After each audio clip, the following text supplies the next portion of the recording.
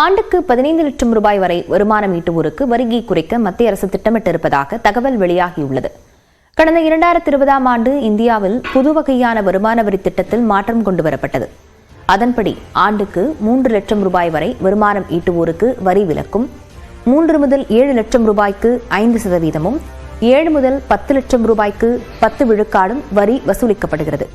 அதேபோன்று 10 முதல் 12 லட்சம் ரூபாய்க்கு 15%, 12 முதல் 15 லட்சம் ரூபாய்க்கு 20 விழுக்காடும், 15 லட்சத்திற்கும் மேல் 30% வரி நிர்ணயிக்கப்பட்டுள்ளது. புதிய வரி வசூல் முறை அறிமுகம் செய்யப்பட்டாலும் பழைய முறையில் வருமான வரி செலுத்தவும் பொதுமக்களுக்கு வாய்ப்பு வழங்கப்பட்டுள்ளது. வரும் பிப்ரவரி 1ஆம் தேதி 2025-26ஆம் ஆண்டுக்கான நிதிநிலை அறிக்கையை மத்திய நிதியமைச்சர் நிர்மலா சீதாராமன் தாக்கல் செய்ய உள்ளார். அதில் புதிய வரி வசூல் முறையில் பல்வேறு மாற்றங்கள் இடம்பெறவிருப்பதாக தகவல் வெளியாகியுள்ளது. குறிப்பாக ஆண்டுக்கு 15 லட்சம் ரூபாய் வரை வருமானம் ஈட்டுவோருக்கு வரியை குறைக்க மத்திய அரசு திட்டமிட்டிருப்பதாக கூறப்படுகிறது. வருமான வரி குறையும் பட்சத்தில் பல கோடி பேர் பயன்பெறுவார்கள் என கருதப்படுகிறது.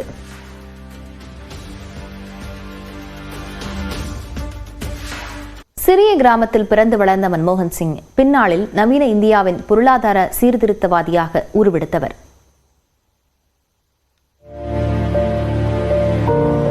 ஒன்றுபட்ட இந்தியாவின் பஞ்சாப் மாகாணத்தில் தற்பொழுது பாகிஸ்தானில் உள்ள கா எனும் கிராமத்தில் 1932ஆம் ஆண்டு செப்டம்பர் மாதம் 26ஆம் தேதியன்று பிறந்தவர் மன்மோகன் சிங். பின்னர் குடும்பம் அமிர்தசரஸிற்கு குடிபெயர்ந்த நிலையில் 1957ஆம் ஆண்டில் இங்கிலாந்தின் கேம்பிரிட்ஜ் பல்கலைக்கழகத்தில் பொருளாதாரத்தில் பட்டம் பெற்றார். பின்னர் 1962ஆம் ஆண்டில் ஆக்ஸ்போர்ட் பல்கலைக்கழகத்தில் பொருளாதாரத்தில் டிஃபில் பட்டம் பெற்றார். ஐக்கிய நாடுகளவையின் வர்த்தக மேம்பாட்டிற்கான பிரிவில் 1966ஆம் ஆண்டு முதல் 1969ஆம் ஆண்டு வரை புகழ்பெற்ற பொருளாதார வல்லுநரான ரவுல் பிரிபிஷ் தலைமையில் பணியாற்றிய பெருமையை பெற்றவர் மன்மோகன் சிங். பின்னர் ஐக்கிய நாடுகளவையின் பணியில் இருந்து விலகி டெல்லி பொருளாதார பள்ளியில் பேராசிரியராக சேர்ந்தார்.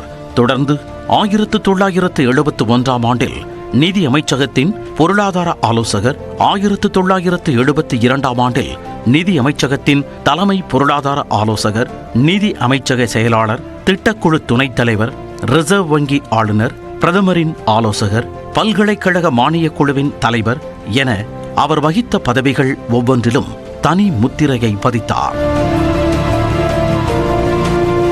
அவர் பணி ரீதியாக பல உயர்வுகளை சந்தித்த போது இந்திரா காந்தி, ராஜீவ் காந்தி போன்றோர்களே பிரதமர்களாக இருந்தார்கள். திட்ட கமிஷன் துணைத் தலைவராக இருந்த அவரை பிரதமருக்கான பொருளாதார ஆலோசகராக ராஜீவ் காந்தி நியமித்துக் கொண்டார். ராஜீவின் நன்மதிப்பை பெற்றவர் என்பதால் அவரது படுகொலைக்கு பிறகு அமைந்த காங்கிரஸ் அரசின் நிதி அமைச்சரானார் மன்மோகன் சிங். சவால்கள் நிறைந்த சூழலில் இந்திய பொருளாதார தாராளமயமாக்கல் கொள்கையின் தொடக்கமாக மாற்றினார் மன்மோகன் சிங்.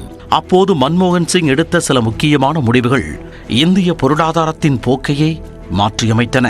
பின்னாளில் வங்கிகளில் தனியாருக்கான கதவுகளை திறந்துவிட்டார். பொதுத்துறையின் பங்குகளில் குறிப்பிட்ட விழுக்காட்டை தனியாருக்கு விற்பது என்ற முடிவு இதில் மிக முக்கியமானது. நேருவின் சோசியலிச பாதையில் இருந்து காங்கிரஸ் விலகுவதாக எதிர்க்கட்சிகள் தீவிரமான விமர்சனத்தை முன்வைத்த போதிலும் மன்மோகன் சிங் தான் எடுத்த முடிவில் உறுதியாக நின்றார்.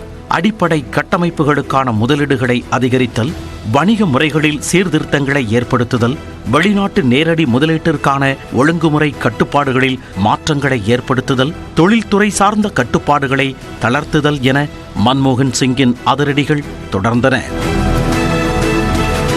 இவற்றின் விளைவாக 1991ஆம் ஆண்டில் 127 கோடி ரூபாயாக இருந்த அந்நிய முதலீடு 1996ஆம் ஆண்டில் சுமார் 340 கோடி ரூபாயாக அதிகரித்தது. 1991ஆம் ஆண்டில் 16 விழுக்காடாக இருந்த பணவீக்கம் 1996ஆம் ஆண்டில் 9 விழுக்காடாக குறைந்தது.